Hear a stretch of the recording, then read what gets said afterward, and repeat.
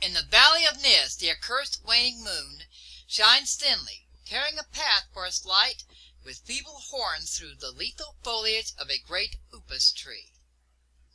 And within the depths of the valley, where the light reaches not, move forms not meant to be beheld.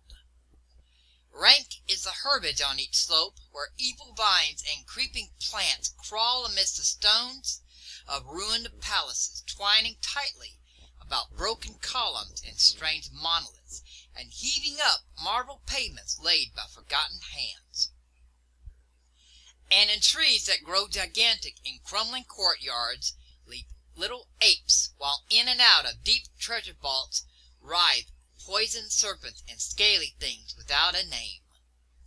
Vast are the stones which sleep beneath coverlets of dank moss, and mighty were the walls from which they fell.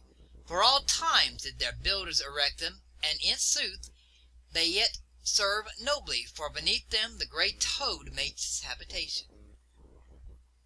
At the very bottom of the valley lies the river Than, whose waters are slimy and filled with weeds.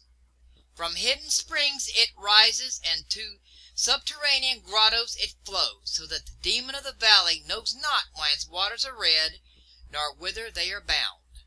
The genie that haunts the moonbeams spake to the demon of the valley, saying, I am old and forget much. Tell me the deeds and aspect and name of them who built these things of stone. And the demon replied, I am memory, and am wise in lore of the past, but I too am old. These beings were like the waters of the river Than, not to be understood. Their deeds I recall not, for they were but of the moment. Their aspect I recall dimly, for it was like that of the little apes in the trees. Their name I recall clearly, for it rhymed with that of the river.